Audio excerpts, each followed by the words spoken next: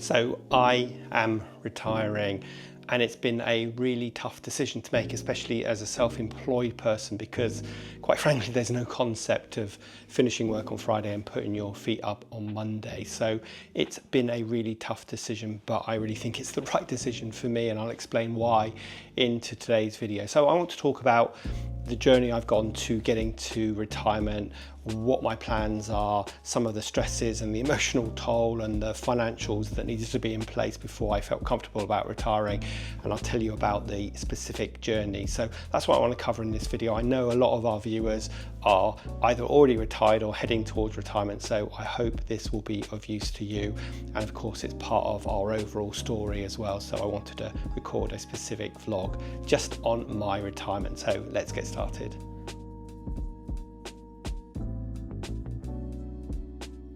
So I've been thinking about retirement for some time. A year ago, I cut my days down to 4 days a week so I could focus 1 day a week on the YouTube channel. And then more recently, I've cut my working week down to 3 days a week with a goal of retiring by the end of March 2025. Now, as I said in the introduction, I've been self-employed. In fact, I've been self-employed since the 90s. And so there's no concept of finishing work on Friday, handing your notice in, saying you're retiring, finishing work on Friday, and then putting your feet up on Monday and picking up your company pension. Unfortunately, I've never had any of that. So the decision to retire has been perhaps a bit tougher for me. And also, you've got to make sure that you can financially support it. But I think one of the biggest concerns for me has been that loss of identity. There's this term post-retirement depression that I can really see that I could potentially fall into. And this is where once you've retired, you kind of lost a sense of your identity. You aren't really sure what your purpose is anymore because you've been going to work for the past 40 years probably, and now that's been taken away from you. When you meet someone at a party, they say, "What do you do?" And we typically say, "Hey, I do this as a job." We don't say I'm a father or I'm a partner or whatever. So you can really see why this kind of post-retirement depression happens for some people. And I've been really acutely aware of that and wanted to be really mindful that it didn't happen to me. So that was one of the factors that, am I really ready to retire? I'm only just turned 60. James is only 50. So there's, he's quite a long way behind me in terms of retirement. So there's that added challenge of, he won't be retiring, but I will be. But to be quite honest, I'm starting to feel a bit burnt out with my work. I've been self-employed since 1993, first of all starting a business of a marketing agency which we grew and sold, and then since 2007 I've been working with small to mid-sized marketing agencies to help them grow. And I've been working as a business coach, and I've been helping people, and there's a lot of pressure on you. People are looking at you for the answers, whether you're doing one-to-one coaching or you're coaching in a group setting. Everyone's looking at you going, you must have all the answers. And of course that can lead to burnout. And I think I've probably been burnt out a few times in the past, but I've got to the point now where I kind of want to tell, well, I'm trying to be polite here. I kind of don't want to do what I've been doing, or I just want to tell people to get lost. So I thought, hey Rob, this is probably time to retire. But given that I knew that I didn't want to suffer from this post-retirement depression, I also knew I needed a plan of action. And I think I'm someone that really likes to have goals to work towards. And so building up this YouTube channel, getting better at videoing and recording and creating the kind of story arc for the videos, getting better at editing, I knew was something that was going to take up a lot of my time, and it will take up more time in the future, as you will hear from us next year. So I knew that I would fill some of my time with that, but will I be able to fill 5 days a week? Probably not. The second thing I want to do more of is travel more and go and visit friends in different parts of the country, in different parts of the world, and I'll obviously have more time to do that. And thirdly, there's a few other things I want to do, like learn to be a better cook as well. So I think there'll be things that will keep me busy, because I'm not someone who's going to be watching TV at 10 o'clock in the morning. But certainly, this emotional toll has been something that's really played on my mind. And I'm really scared about retiring in a way, because I'm scared about suddenly income not coming in. And I'm also scared about that sense of purpose. But, I've heard too many stories of people who worked and worked and worked until they were in their late 60s, and then they retired and they got ill and they dropped dead, sadly. So I don't want to be one of those people. And I think I haven't been morbid at all about turning 60, which I did last month. but it does make you realize that you're in the latter third of your life and time is finite, and you better get on and do those things, because life isn't a dress rehearsal. And whilst I'm fit and well, both physically and mentally, then, you know, I want to go and do those things. And so don't put off till tomorrow what you can do today, I guess, is that message. So as I said, I decided to retire, and I thought I'm going to do this gradually, cutting my days down to from 5 days to 4, 4 days to 3, moving my limited company to a sole trader, deregistering for VAT, which is the tax we pay in the UK, for our listeners who are not in the UK, and so slowly sort of closing my business down. And then as I lost clients, I wasn't proactively trying to replace them and just diverting more and more of my time into this channel. So really there will be a natural evolution to kind of my work ending in what will be 4 months' time. So moving on to some more of the sort of practicalities of retirement. Well, finance is obviously a big one, and I guess I'm fortunate in a way that I will still have a bit of residual income. So I'm hoping that I might be able to earn £400 or £500 a month still from like affiliate sales and from some of my old courses that I sell on a platform that doesn't involve me doing anything. They take a big cut of the commission, but I still make a bit of money. So I'm hoping that I'll still be able to make that sort of money.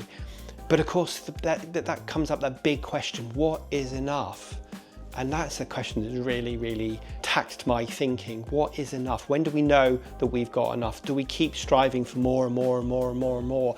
I think this has been driven home recently because James and I are in the process of moving. We'll tell you more about that when it happens next year. But in the process of getting ready to put the house on the market, we have had to go and declutter and declutter and declutter. And we have been to the tip 7 times now in the last 7 weeks. Every single weekend we've been clearing out, taking stuff to the tip or to the charity shop, and we accumulate so much stuff in our lives that we don't really need.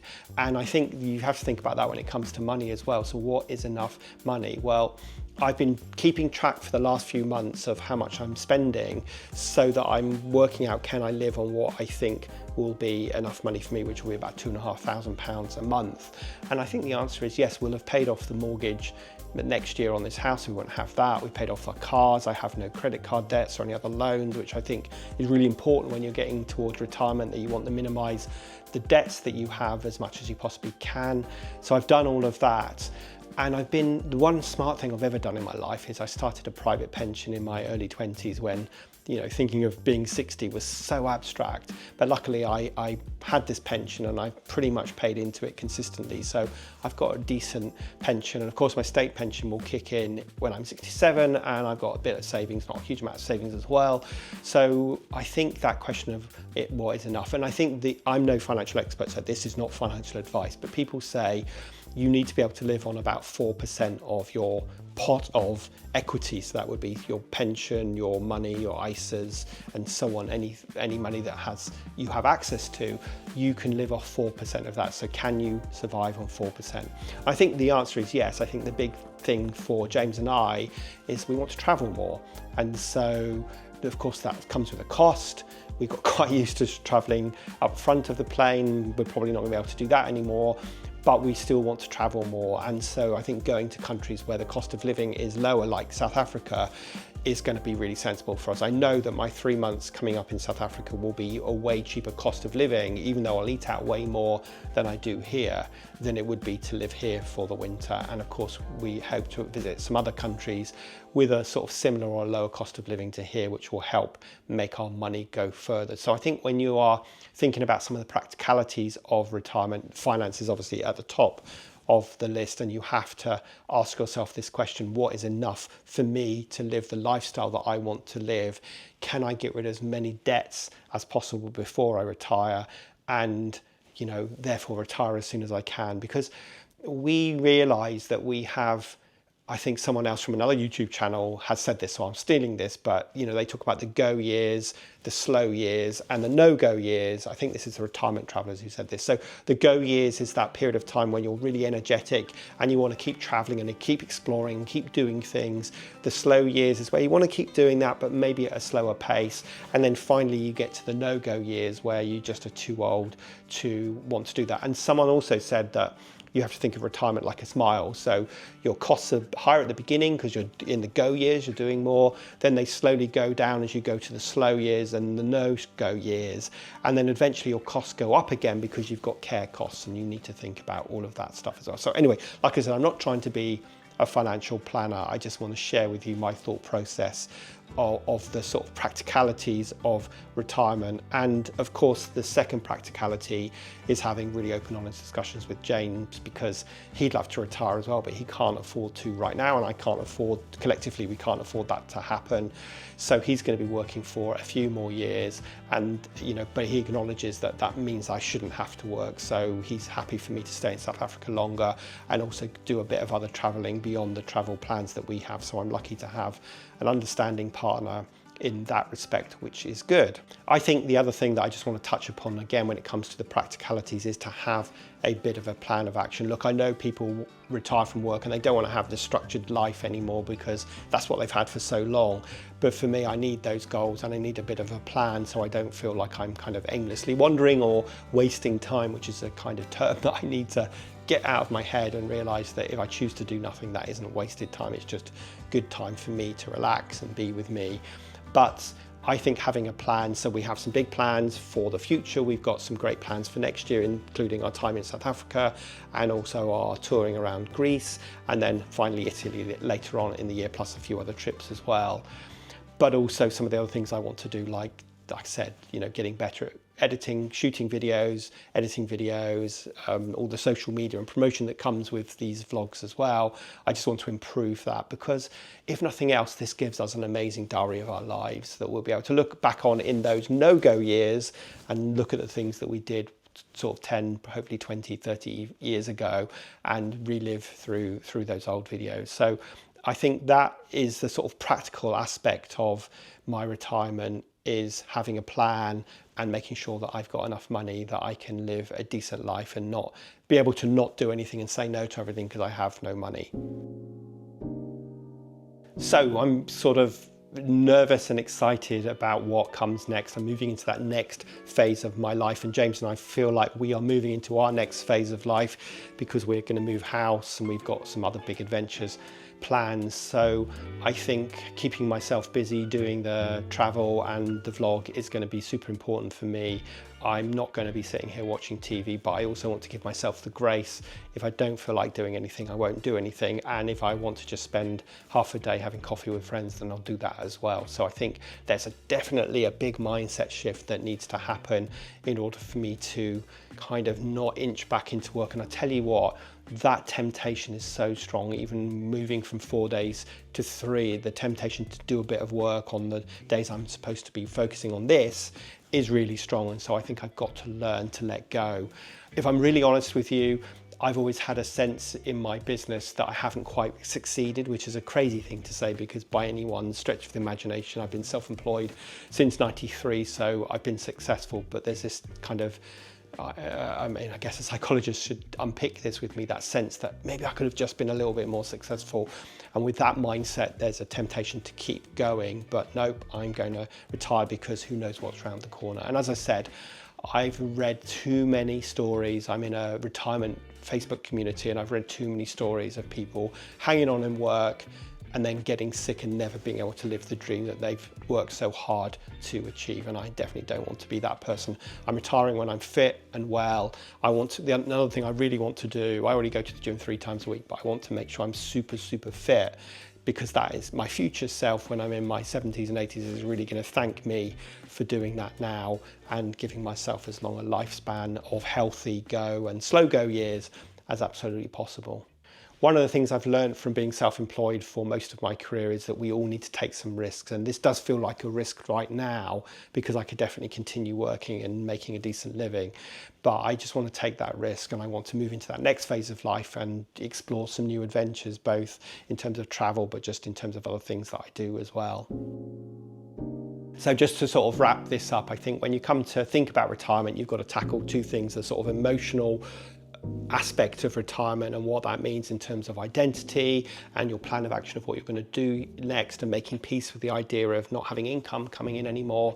And then second of all, the practical aspect of it in terms of Can you afford to do it? Are you getting rid of all your debts? And do you have a plan of action of what you're going to do next? I am super thankful that I am still fit and I feel young most of the time, and I'm excited to have some adventures, and I'm really conscious that I want to have those adventures before I get to a both mental and a physical point in my life, which might even be in my late 60s, where I don't want to do those things, backpacking or getting on buses and traveling through the night on a rickety old bus, whereas at the moment they still feel quite exciting for me. So I want to be able to do them now before I get to that point and look back and wish that I had done it. You know, that old adage, when you're lying on your deathbed, you're never going to wish you had more money, you're always going to wish you had more experiences. And I think James and my ethos, or our mission statement for our lives, has always been experience over material things, and I think that's going to put us in good stead for the future. I hope you found this useful. It's a really different type of video. I'd love to know where you're at with your retirement. Have you gone through this already? If you have, let me know some tips and leave your thoughts and experiences.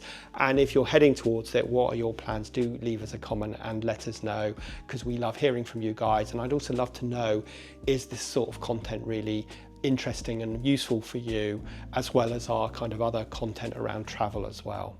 But other than that, this is James, well, I know he's not here, but James and Rob signing off for this week, and we will see you next week for more adventures.